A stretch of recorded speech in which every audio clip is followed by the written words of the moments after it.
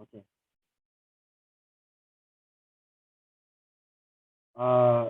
Referencing and knowledge contribute of other authors and research in similar field. Many assignment or research proposal giving credit to other authors or researcher that you have cited is very important. So kalau kamu nak buat research, kamu tak boleh saya nak buat benda ni lah kan, tapi tak ada support daripada kajian-kajian lepas. Dia mesti ada support dari kajian-kajian sebelum ini. Kalau tak, kita tak buat kajian kan, mesti ada support lah. Okey, saya kata mesti ada support pada peringkat fundamental. Tapi kalau kamu dah power gila, dah satu hari jadi profesor ke apa kan, tak semestinya you boleh semua research tu perlu ada support. Mungkin dia research pada pengalaman ke, research pada pemerhatian ke, research pada fenomenologi yang dilihat ke kan, ataupun memang 100% eksperimental ke. So macam-macam cara kita buat research dalam dunia ni, tapi untuk kita pergi sampai peringkat tu, kita mesti kenal fundamental. Dalam fundamental dia kata if you buat research mesti ada asas-asas daripada kajian-kajian lepas kan. Jadi kita tengok macam mana asas-asas kajian lepas tu. Saya akan tunjukkan. Okay, references.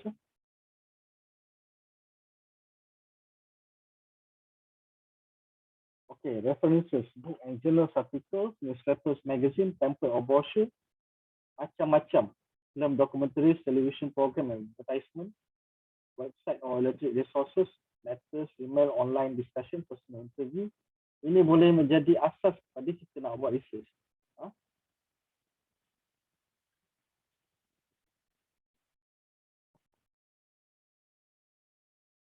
Okay. Ini jadi asas. Reference when you are using words or idea form. Okay. Tapi kalau bila kita dah sampai peringkat observation apa semua, itu kita punya perjalanan research kita tak perlu reference. Tapi sebelum kita buat research tu, so kita kumpulkan struktur ataupun research design, mestilah kajian-kajian lepas tu penting. Tapi bila dah sampai peringkat analisis, kita tak perlu lagi references. Itu kita dah dapatkan kita punya data pertama kita ataupun data primary, kita akan translate data tersebut. When you are writing about your own experience, perspective journal semua. Okey, ni ialah macam mana kita nak buat referencing system. Lepas tu macam mana saya dah tunjukkan dalam YouTube video macam mana nak menggunakan Mendeley. Mendeley penting dalam masa sekarang ni sebab dia akan membantu kamu untuk susun research kamu ataupun susun kamu punya literature review. Semua pelajar mulai saat ini perlu ada Mendeley dekat komputer dia, perlu daftar Mendeley.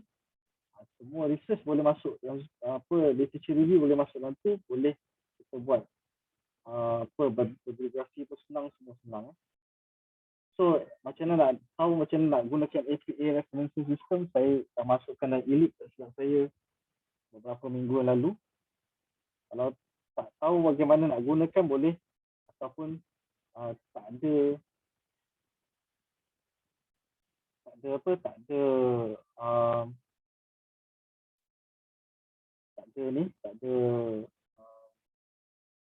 kalau dekat Elite tak ada, you boleh tekan APA referencing system PDF. Banyak sistem reference system PDF. So boleh refer tu. Semua standard satu dunia. Okey, kita nak pilih topik. Kita tak pilih topik yang broad ataupun dia terlalu besar nak kaji. Dia mesti ada topik tu mesti narrow. Kita dalam PhD punya research pun kita tak kaji tu broad topik. Ada PhD research macam Dr. Dr. Yaakob dia kaji Tiara Skuro dia. Itu dia tak ada kaji sampai semua benda nak kaji. Ataupun dia dapat satu teori estetik, kaji teori estetik. Ataupun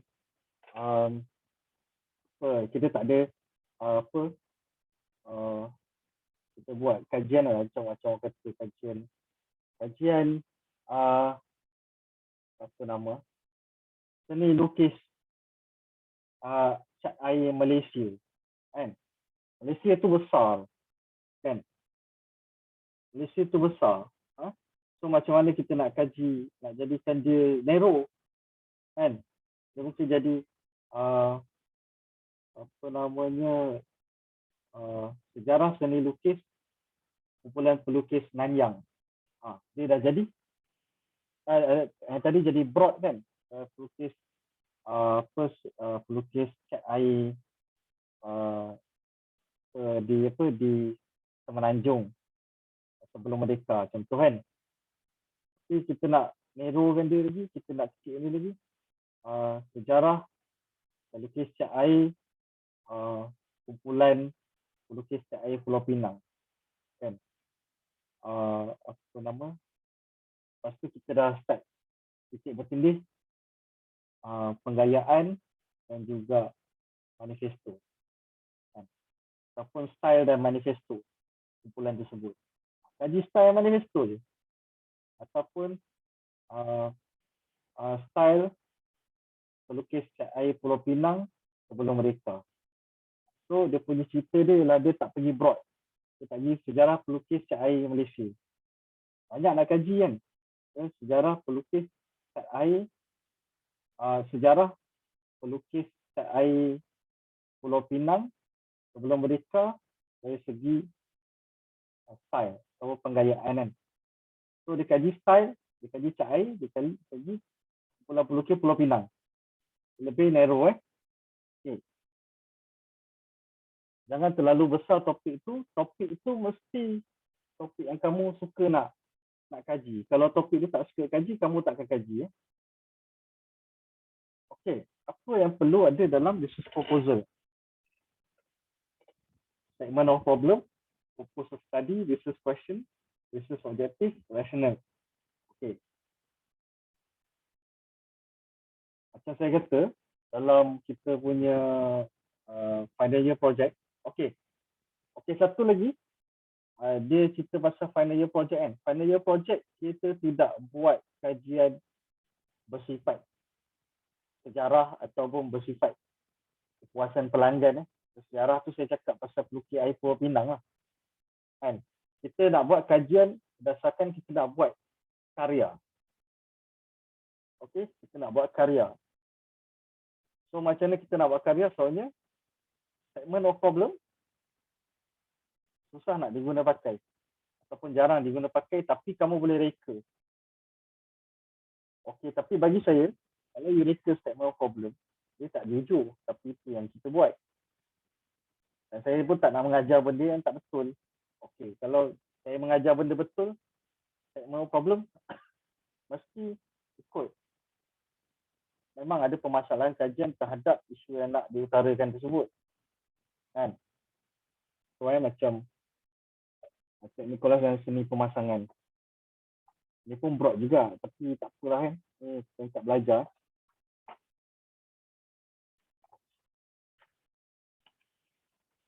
Kita belakang kajian.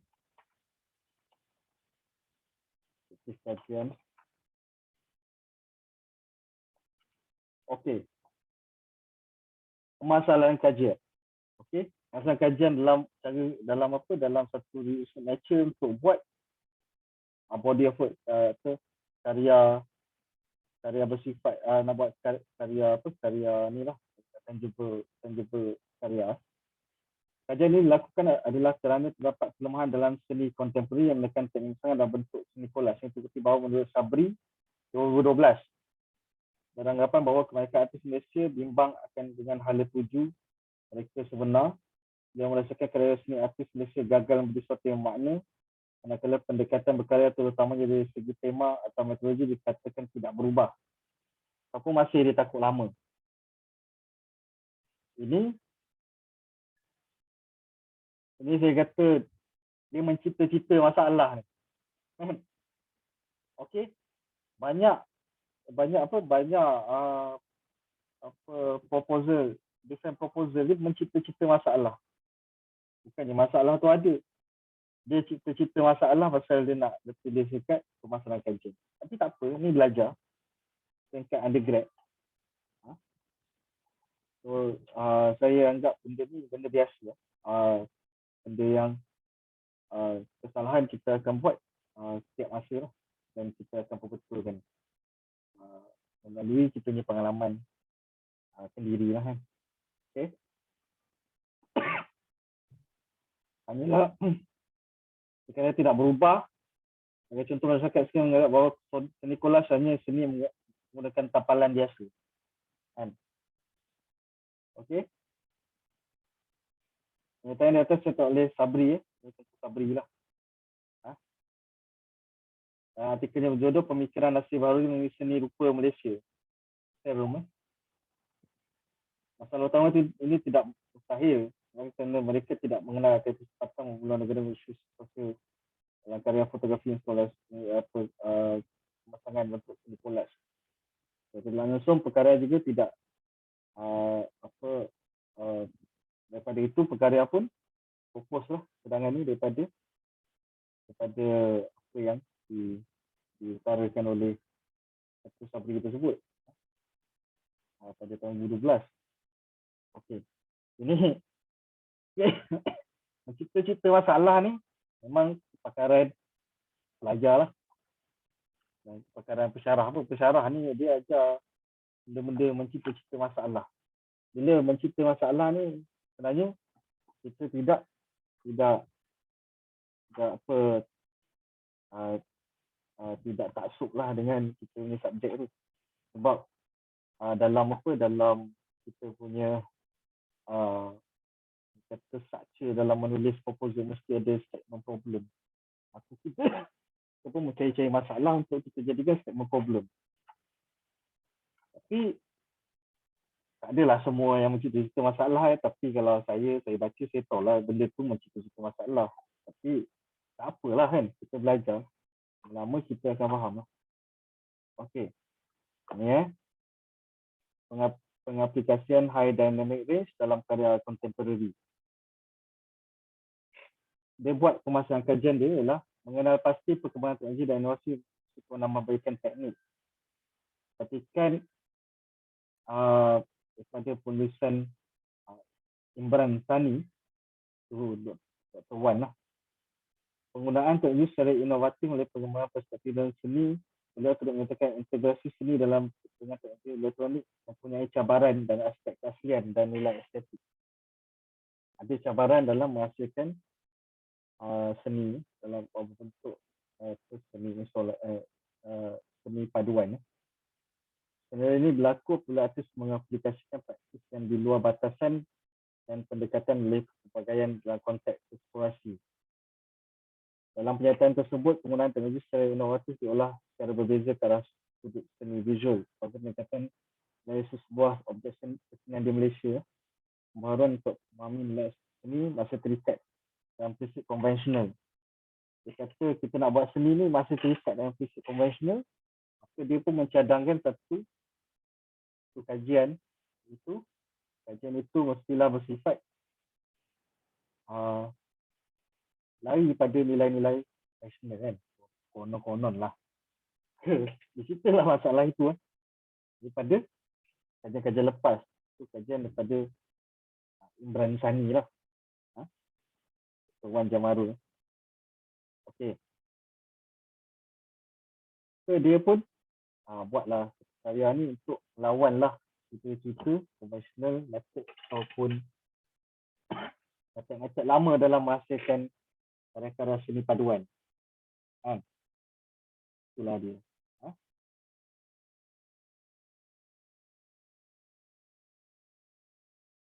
Okey, tapi saya ada satu cara lagi kita buat. Itu kita buat konsep kajian. What is the concept for the research? Pun boleh. So, ada dua dalam ni. Siapa nak pilih segmen problem ataupun problem statement. Boleh. Satu lagi, siapa nak buat konsep of the artwork, konsep penghasilan karya pun boleh.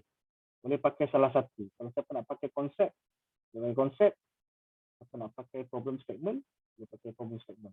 Tapi konsep tu pun mesti ada dia punya asas dia. Konsep ni pernah dibuat oleh siapa? Siapa kan? Saya pun menggabungkan beberapa konsep menjadikan satu konsep. Satu lagi, problem statement. Okay? Itu yang kita boleh buat. Okay, kita ada 4 minit. Saya akan stop dulu. Saya akan panggil kamu datang balik masuk dalam 5 minit lagi ya. So, kita akan bermula selepas ini dalam